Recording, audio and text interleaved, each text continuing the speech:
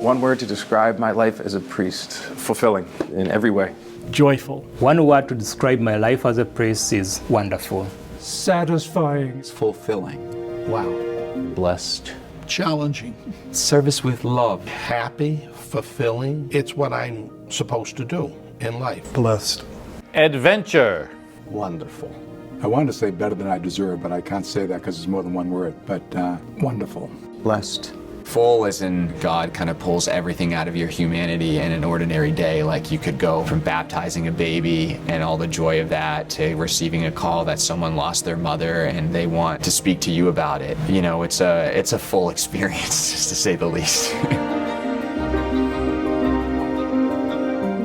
When I began as a priest, I thought I was a one-man band, as I said. Very quickly you start to learn I can't be a parish priest without everybody else, and they can't be God's people without me, and that the priest has to be completely together with the people. The fact of the matter is, everybody in the parish taught us how to be a priest. You learn certain stuff in the seminary. That's intellectual, it's head trip. But how to serve, how to stay with people when they're dying, I mean, that kind of stuff isn't just taught. You got to experience it. I had a number of instances where people were dying and the family called me, and I do the anointing of the sick.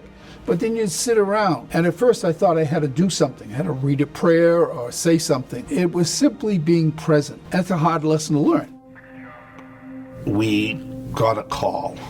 The person was struck by the train.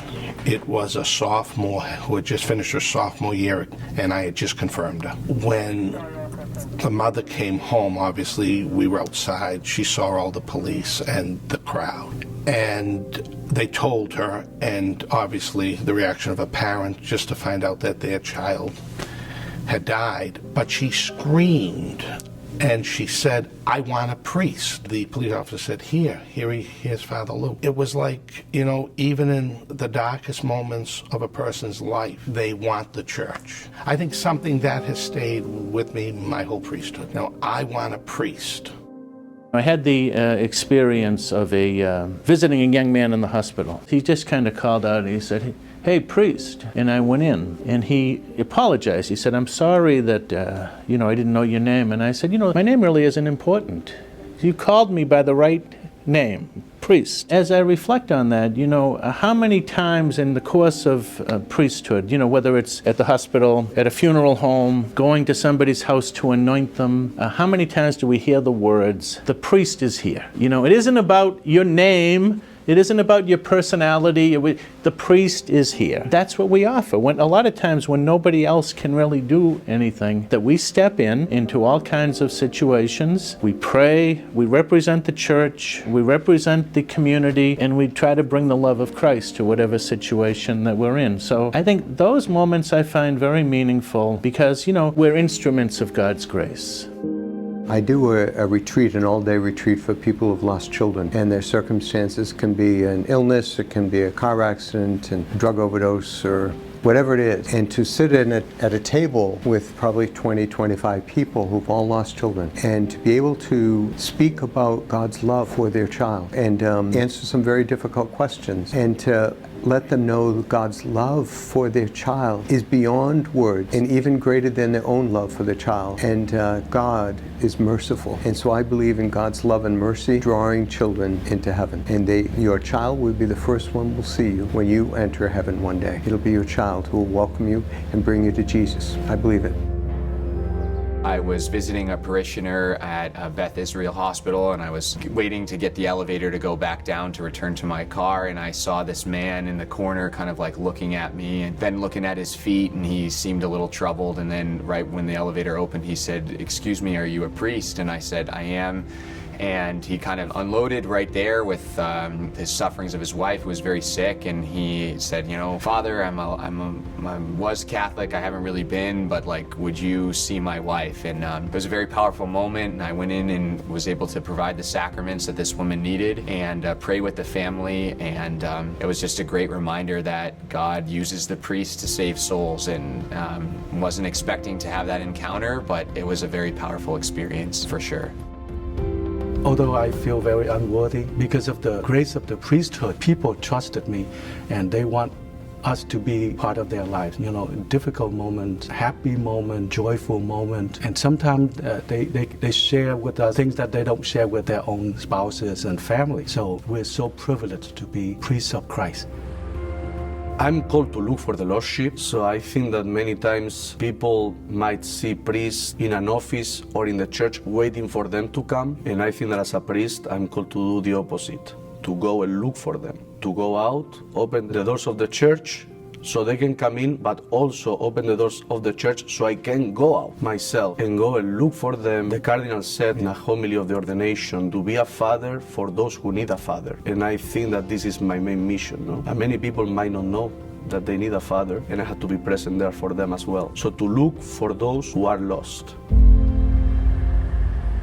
I think that the more life experience I have as a priest, the more I'm able to share with other people. I live in a community, the economically poorest community in Massachusetts. There are people who have very, very difficult lives. They have single moms who raise many kids with multiple jobs, and they're on all the time. So for most kids, full families are not present. We're also the fentanyl capital of New England. So with drugs as a permanent part of the scene, all bets are off. I get, thankfully, called into everyone's regular life situations. There are a lot of things I witness regularly that you would never possibly imagine, because you shouldn't.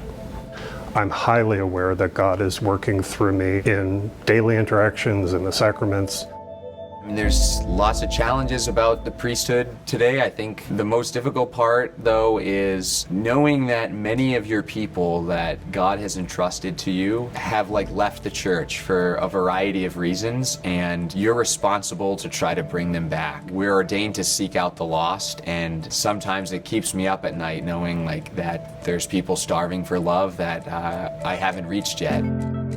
The most difficult part about being a priest for me is my weakness, my inability to be all the things that God wants me to be, that the people expect in me. I would love to be saintly. I would love to be able to be flawless. When I make a mistake, it can hurt people's, not only their faith, but their family's faith, generations of faith. The most difficult part of priesthood, well, to be honest, doing funerals for young people is especially difficult when it's an unexpected death.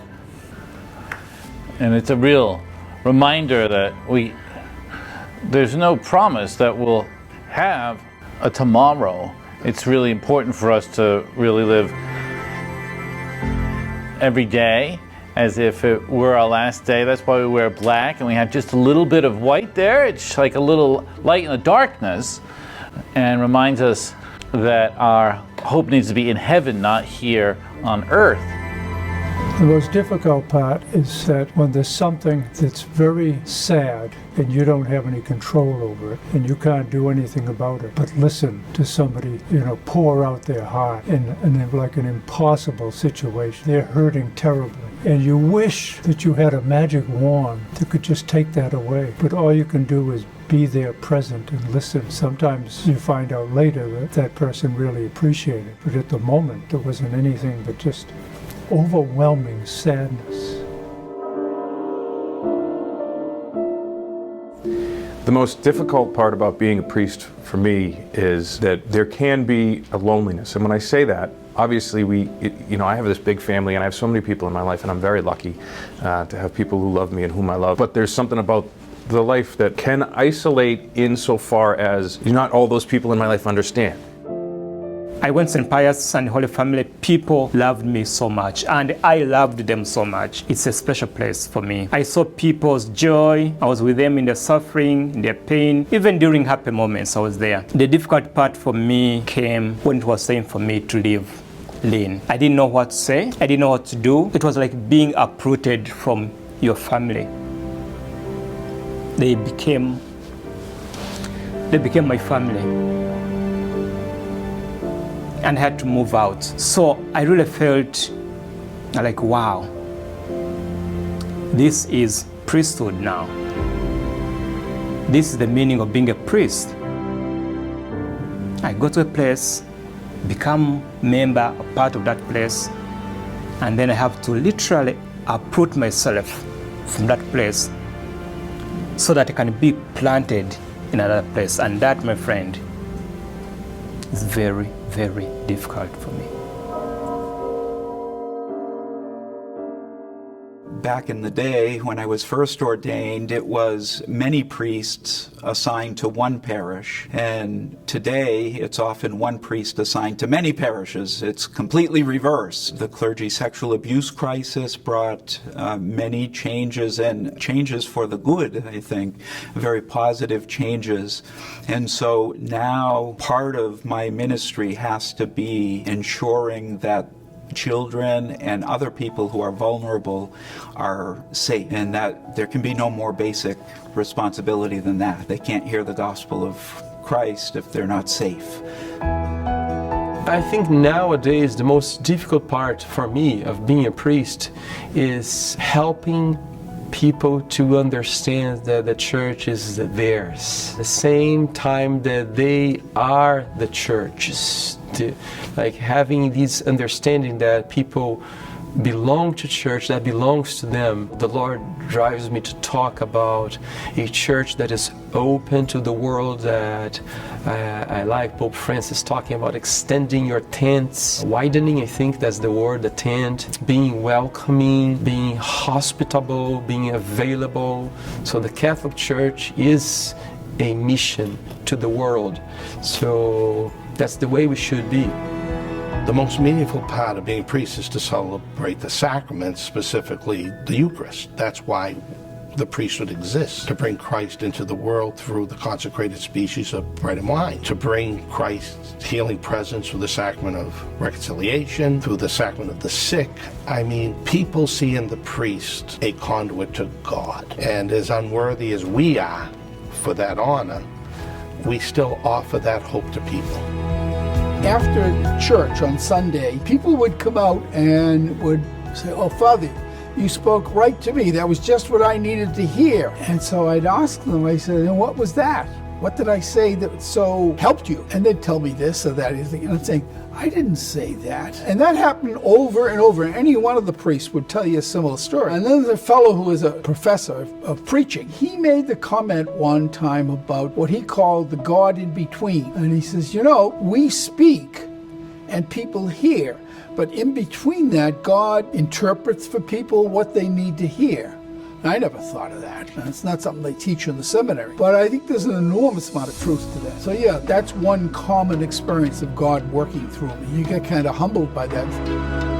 The most meaningful part of my ministry as a priest is to be with the people, to journey with the people, to be with them, to be present, to listen to them. Yes, I may not solve all their problems. I cannot. I may not even change their suffering, may not even end their pain, but to be present to them, to hold the space for them, say, okay, I'm here. When they share with me their deepest longing, when they share with me their fears, their joys, their sadness, their struggles, issues in their families, and they entrust that to me that is priceless.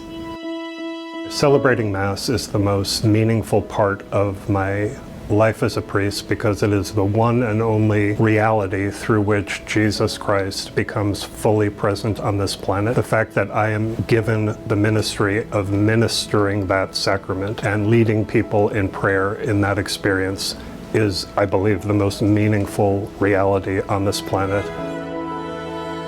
I meet saints all the time. I mean, the people I've encountered during my life's journey, incredible. And they have taught me so much more about what it means to be a Christian, a disciple of Jesus, than I've ever taught them, I think. And so I think those are the miracles that people, despite some of the ups and downs of life, they keep the faith. I have had people in my parish who, behind the scenes, are going through a lot of struggles, but you would never know. They're the first person to volunteers when you need some help with a project. In the St. Vincent de Paul Society, they're doing all sorts of wonderful things. That's why probably my motto is be slow to judge and quick to forgive, because you never know what's going on behind the scenes in someone's life. I started to understand how oftentimes St. Peter had to overcome himself and how we don't need to be perfect to serve and to lead. And that's consoling to me because I'm very far from perfect, as you know. And so to understand that we can make mistakes, and if we are accountable and we come back to God and we go to confession and do what we need to do, we can be given the grace that we need to persevere as St. Peter did. Having the opportunity to hear confessions and forgive sins, there's really no other feeling like it when you're on the other side of the screen and someone begins to breathe a lot lighter for a burden that they've carried for a long time, which is Jesus has freed them through your hands, and that is an amazing experience. I'm just shocked and surprised, like how God would put me in this place to make this happen, and that He would choose me, who also have struggles and am weak and I'm an ordinary guy. And so it's very humbling, and you just realize His power and how He is present and still acting very powerfully through His priests, through His church and His people here and now in our neighborhoods. I have to say that my whole life as a priest is not a single moment that God is not working through me. Everything that I do, it's God's grace and God's working through me. I love my priesthood. I love my priest. I love the Archdiocese of Boston. And thank God every day for my priesthood. Just last week, I started crying. I'm talking to my parishioners. I said, do you realize what a privilege it is for me to be a priest? I said, to be able to celebrate the Eucharist with you, to stand here and offer you Jesus. There's nothing better. So that has always been one of the greatest privileges of my life, is to celebrate a Mass and to make sure everyone who's there feels that they are loved, not just by me, by Jesus. I've never regretted one day of being a priest. And I thank Jesus every day for allowing me to be His priest.